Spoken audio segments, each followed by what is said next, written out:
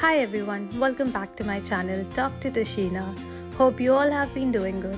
A brand new day and an amazing start to our trip to Sydney.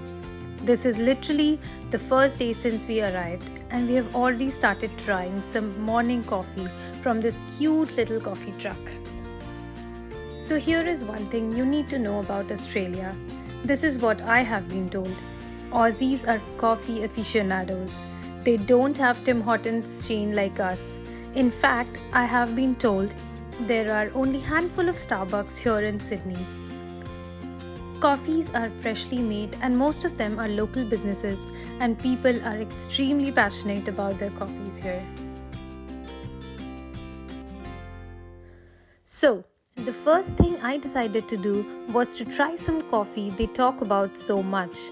This small truck was apparently opened during COVID near this park and has been under operation since. People stop by for some coffee on their way to work, or walking their dog, or taking their morning jogs, while some people like us just drive here to get their coffee.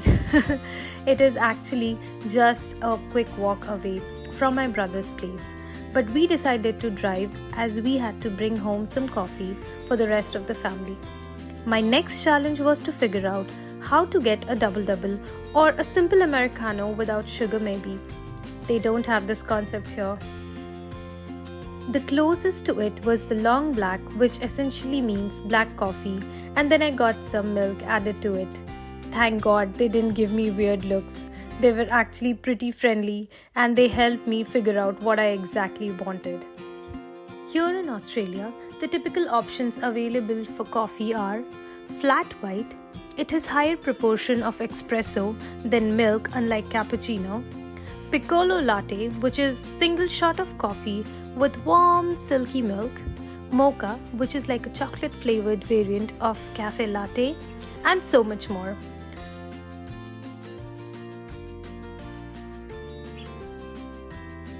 It got me all confused, but to be very honest, the first sip of that amazing coffee made me realize why these people are such coffee snobs. I would be one if I had this kind of coffee. It was so good. Ashia was already excited running around in the park, enjoying the warm sunny morning. I had to remind her to conserve her energy as we had a long day planned ahead. We decided to do the first and the most obvious thing in our things to do list. Yes, we decided to go to the city, which they address as CBD, which stands for Central Business District, or downtown or financial district.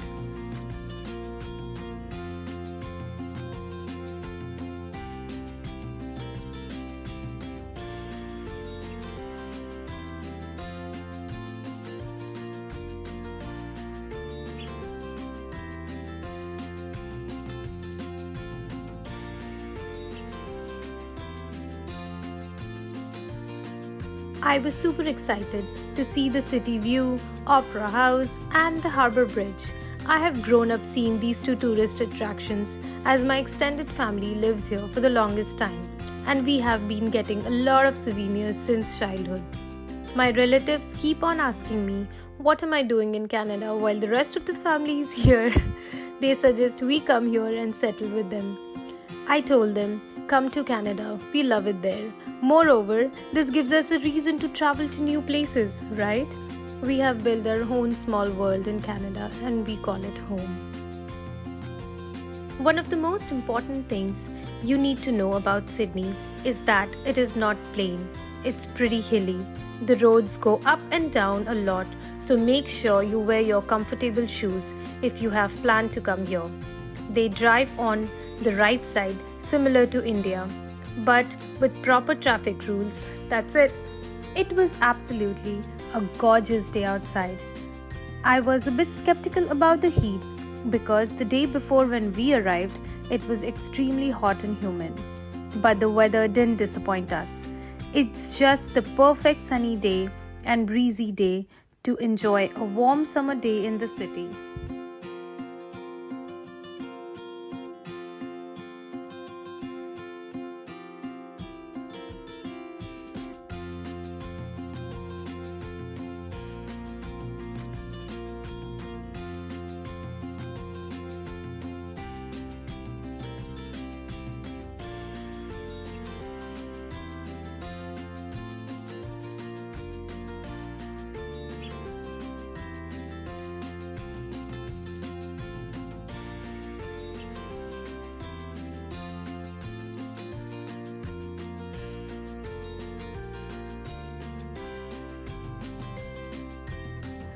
We decided to walk down the road to waterfront and check out the harbour bridge and opera house viewing point first.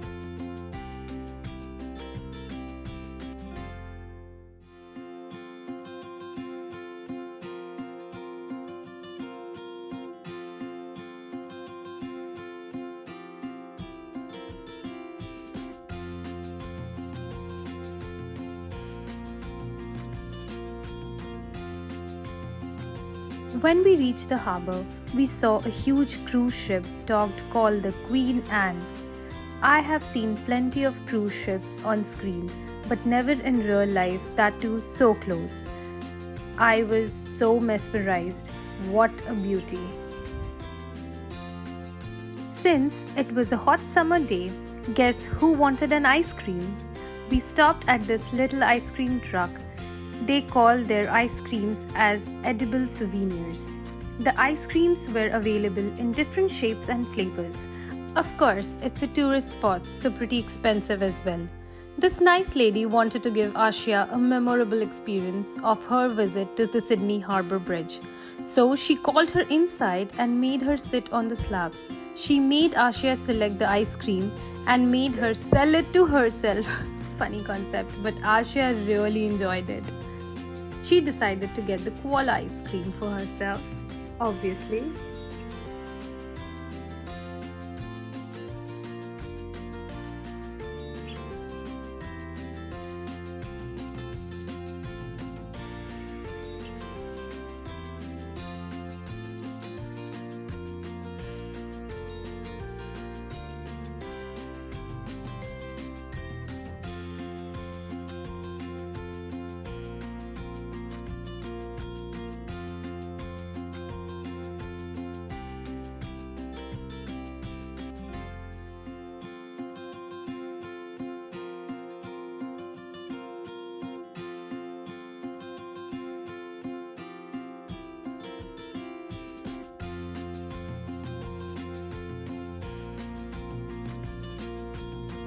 Later, we went to check out this local market, which got me all pumped up. It was expensive as it's a tourist spot, but each item we saw was very different. Like the Manuka Honey skincare range, phone covers made with real flowers, organic tea, etc.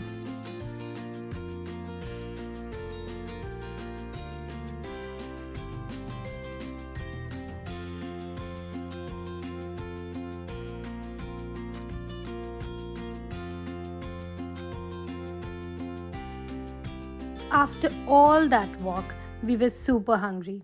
I was not in the mood to experiment and went with my chicken dosa. My expectations were not very high, but they didn't disappoint me. It was very yummy. For drinks, I tried pineapple lemonade and peach tea.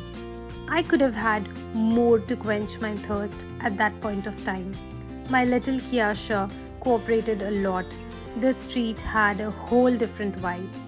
It was kind of ancient yet modern, reminded me of Rome somehow.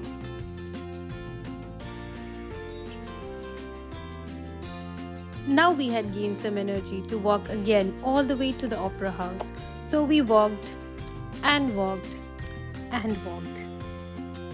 My mom could not climb up the stairs of the opera house. It was too much for her, and Ashia had already fallen asleep and was done with her day. She was jet lagged. So my mom, Ashia and my brother didn't climb up the stairs, while I, Anindya and Dad decided to go up. We didn't really do anything. We just looked at the beautiful view this place had to offer. We were too exhausted to go inside. We chilled here for some time and decided to call it a day. It was a beautiful day spent. With this, I end today's vlog. There are plenty of Australia vlogs coming up, so keep watching, and until then, goodbye and take care.